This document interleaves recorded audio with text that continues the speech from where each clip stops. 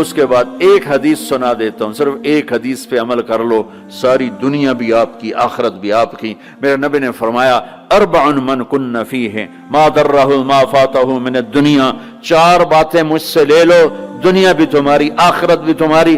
صدق حدیث، ہمیشہ سچ بولنا، جھوٹ نہ بولنا، ہمیشہ سچ بولنا، جھوٹ نہ بولنا۔ حفظ امانت، کسی کو دھوکہ نہ دینا، کسی کو دھوکہ نہ دینا۔ سارے ایسے ترقی یافتہ ملکوں میں ہمارے انڈیا پاکستان کے نوجوان دھوکہ دیتے ہیں لڑکیوں کو، مقامیوں کو، کہ ان سے شادیاں کرتے ہیں، پیپر بنا لیں، پیپر بنتے ہیں پھر بھاگ جاتے ہیں۔ میرے نبی کو بدنام نہ کرو، میرے نبی کو شرمندہ نہ کرو۔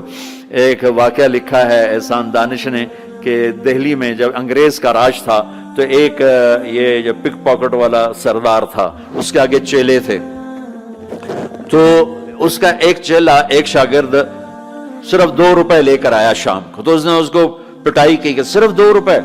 اس نے کہا استاد آج بہت موٹا مال کمایا تھا، آج ایک انگریز کی جیب کاٹی تھی، اس میں بڑے پیسے تھے، لیکن جب میں 4 قدم چلا تو مجھے خیال آیا کہ قیامت کے دن اگر عیسیٰ علیہ السلام نے میرے نبی کو گلہ دے دیا کہ آپ کے امتی نے میرے امتی کی جیب کاٹی تھی، تو مجھے ان کی وجہ سے، میری وجہ سے میرے نبی کو شرمندہ نہ ہونا پڑے، تو میں نے جا کر اس کو واپس کر دیے اور یہ 2 روپے اپنے دے کھسکا کے لائیں۔ تو وہ اس کا استاد بھی رونے لگا کہ بیٹا یہ 10 روپے تیرا آج کا انعام ہے، تو نے کمال کر دیا۔ تو میرے عزیزو، ایسا کام نہ کرو جس سے تمہارے نبی کو شرمندہ ہونا پڑے۔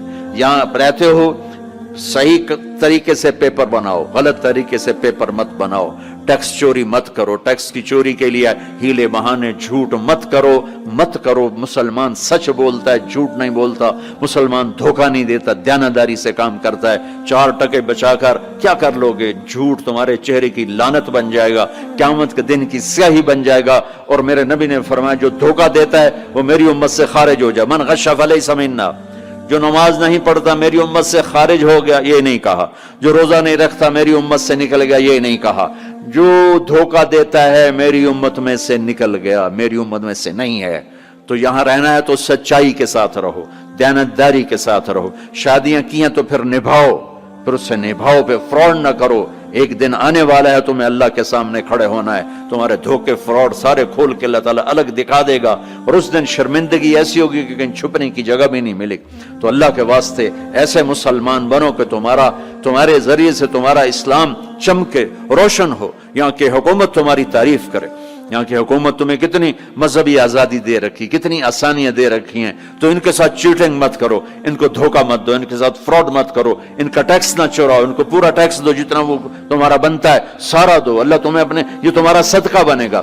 زکوٰۃ تو مسلمان کو دی جاتی ہے، یہاں تمہیں نظر نہیں آتا، اپنے پاکستان میں، انڈیا میں زکوٰۃ بھیجو، لیکن صدقات ان کالوں کو دو جو غربت کے مارے تمہارے گھروں میں کام کرتے ہیں، تمہارے پاس کام کرتے ہیں، ان کو صدقات دو، نفلی صدقات، ان کو جتنا دے سکتے ہو دو، یہ تمہارے ہمدرد بنیں گے، تم سے محبت کریں گے، تم سے تمہارے قریب آئیں گے، تمہارے احسان مند ہوں گے۔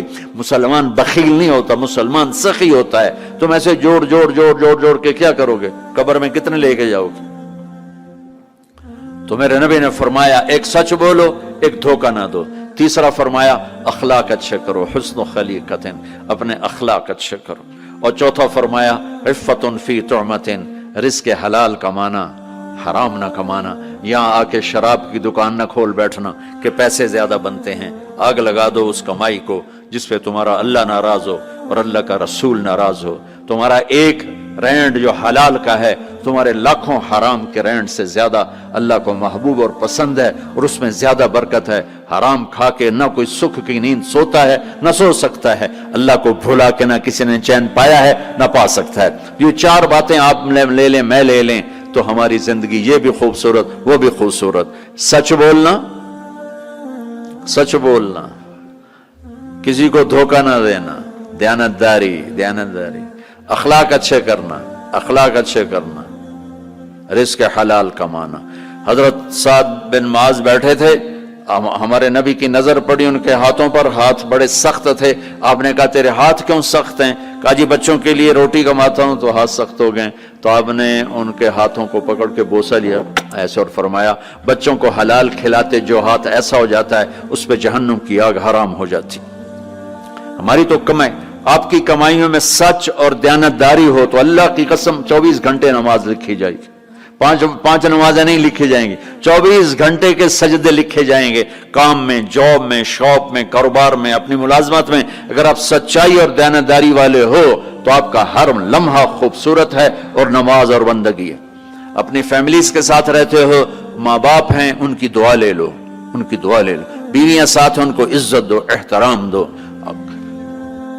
گھر والوں کو حسن سلوک سے رکھنا یہ بہت بڑا ایمان ہے. میرے نبی نے فرمایا سب سے اعلیٰ درجے کا مسلمان وہ جو بیوی کے ساتھ اچھا سلوک کرتا. پھر آپ نے کہا میں اپنی بیویوں کے ساتھ سب سے اچھا سلوک کرتا. تو وہ ایک نوجوان میرے پاس آیا, کہنے لگا جی بیوی سے جھگڑا بہت ہوتا ہے تو مجھے کوئی تعویذ دے دو. میں نے کہا بیویوں پہ تعویذ چلتے ہی کوئی نہیں. کہنے لگا کیا کروں؟ میں نے کہا کہ طریقہ بتاتا ہوں. کہنے کے بتائیں. میں نے کہا ہر دفعہ جب کھانے پہ بیٹھو 2-3 لقمے اپنے ہاتھ سے کھلا دیا کرو. کہنے لگا اس سے کیا ہوگا؟ میں نے کہا یہ تو تم بعد میں دیکھو گے کیا ہوگا, تم کرو تو صحیح. کوئی 2 ہفتے گزرے, میری اس کی اچھی دوستی تھی, اللہ اس کی بخشش فرمائے, تو فوت ہو گیا. میں نے پوچھا, اس کا فون آ گیا نا, تو میں نے پوچھا وہ میری بات پہ عمل کیا؟ کہنے لگا نہیں. میں نے کہا کیوں؟ کہنے لگا شرم آتی. میں نے کہا لڑتے ہوئے شرم نہیں آتی؟ بولا عورت بھی کوئی ذات ہے جس سے لڑا جائے. وہ غصے میں بھی آئے تو کمزور ہے, کمزور سے درگزر کرنا ہی انسانیت ہے. میرے نبی نے فرمایا شریف آدمی بیوی سے دب کے چلتا ہے اور کمینہ آدمی بیوی کو دبا کے چلتا ہے.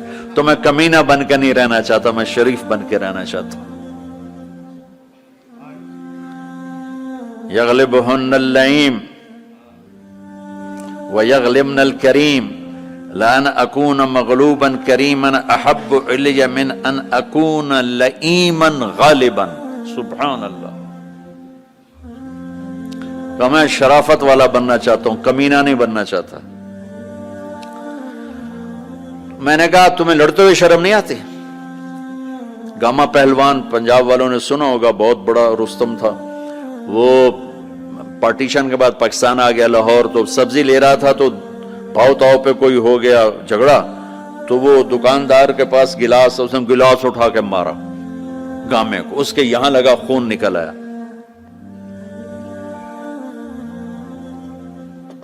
اس نے چپ کر کے پکڑی کھولی اور نیچے سے یوں اس کو لا کر باندھ کے چل پڑا. تو لوگ انہوں نے اس کو پکڑ لیا, پہلوان جی اے مڑا جا بندہ تو انہوں مار گیا, تُسے انہوں آکھی کچھ نہیں, تُسے تو پہلوان.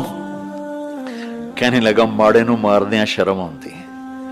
وہ کہنے لگا کمزور کو مارتے ہوئے شرم آتی.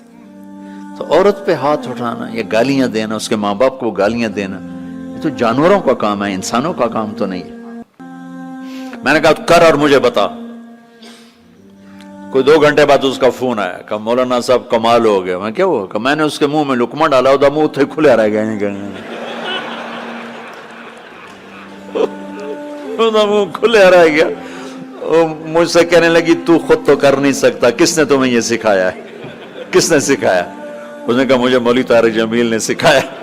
انہوں نے ایسے چولی اٹھا لی, اللہ مولوی طارق جمیل اور اس کے بچوں کا بھلا کرے جس نے تمہیں انسان بنایا. اپنے گھروں کو آباد کرنا ہے تو اخلاق اچھے کرو, بول میٹھا کرو. بچے ساتھ ہیں ان کو محبت سے لے کے چلو. آپ ایسے دیس میں ہو جہاں ہمارا دینی ماحول نہیں ہے, آپ کو بنانا پڑے گا. اور دینی ماحول بنانا ماشاءاللہ بہت مسجدیں دیکھیں, مدرسے دیکھے, بہت خوشی ہوئی, لیکن ماحول بنانے کے لیے کچھ اور بھی ہے. محبت دو. علماء سے کہتا ہوں آپس میں پیار و محبت کی فضا قائم کرو. شدت پہ نہ چلو, نرمی پہ چلو, فتوے بازی پہ نہ چلو, محبت سے چلو. اختلاف رائے کرو, پر اختلاف رائے کو کفر تک پہنچا دینا, حرام تک پہنچا دینا, یہ اہل علم کا کام نہیں ہے. اہل علم ہوتے ہیں جو حلیم ہوتے ہیں, وقور ہوتے ہیں, اور وہ درگزر کرنے والے ہوتے ہیں, محبت کرنے والے ہوتے ہیں, معاف کرنے والے ہوتے ہیں, برداشت کرنے والے ہوتے ہیں. چھوٹی چھوٹی باتوں پہ فتوہ بازی اس سے بچو. اللہ تعالیٰ نے جو ہمیں یہ تبلیغ کا کام دیا ہے, اس میں آپ سب سے نیت کرواتا ہوں کہ 4 مہینے لگانے کی ساری نیت کر لو. کرتے نا نیت انشاءاللہ.